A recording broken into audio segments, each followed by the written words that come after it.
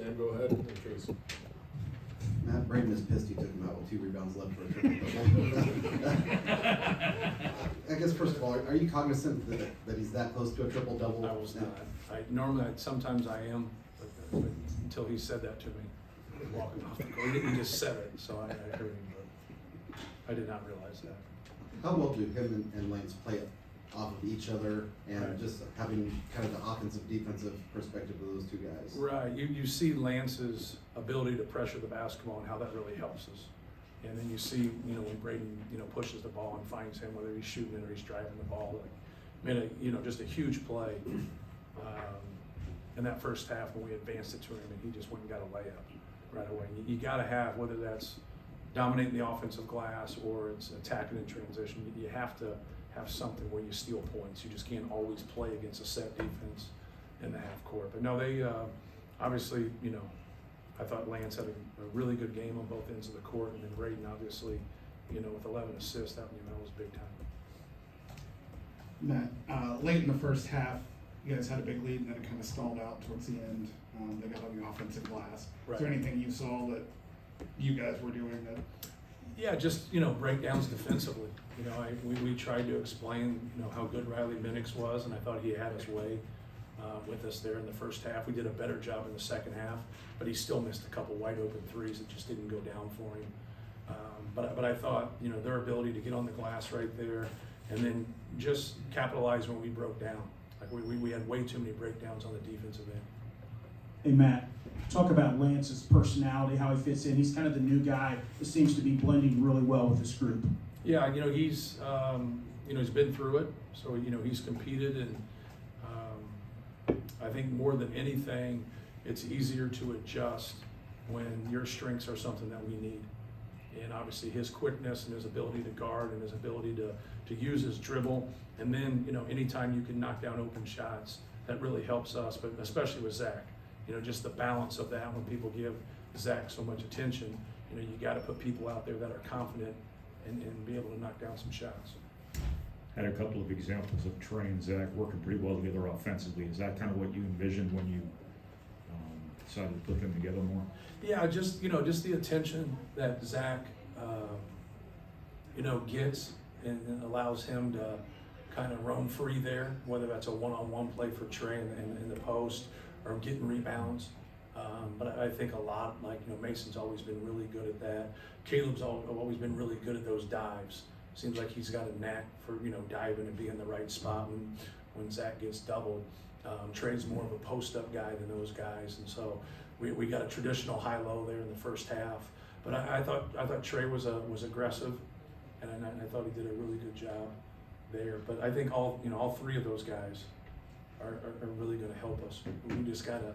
You got to be able to get productive minutes without playing 30 minutes, right? Mm-hmm. And that's where each of them's got to kind of find that kind of that soft spot in terms of being productive, but also understanding there's going to be games they play 25 minutes, there's going to be games they play 15 minutes. It just is going to depend on how they play and our opponent and how things are unraveling. As we've seen from your team the last few years, that when the three ball goes in, you're humming along. But you had a 15-minute stretch today with you didn't hit a three.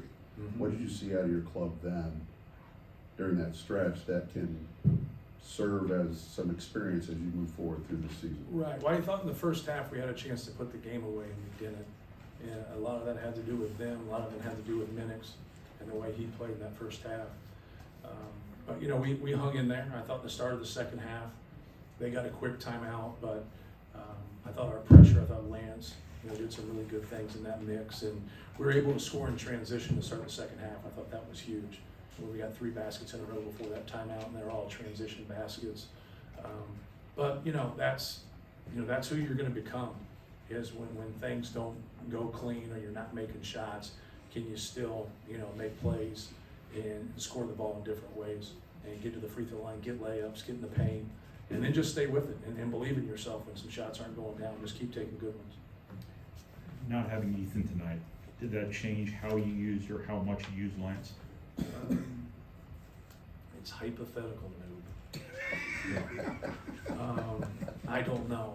I go into it with the thing, but I just go off of feel. I know if I don't sit there and script it. So you didn't have to take Lance out sooner than you would, because you knew you had to move him to point. Yeah, I'm still working through it, to be honest with you. I kind of wait, I see who gets a foul, who doesn't get a foul, who's tired, who's not tired. I gotta get Braden at some point, right, and get him that break. And I've done it around the 12-minute mark, and then I get Lance out, and then I get Lance back in at the 12-minute mark.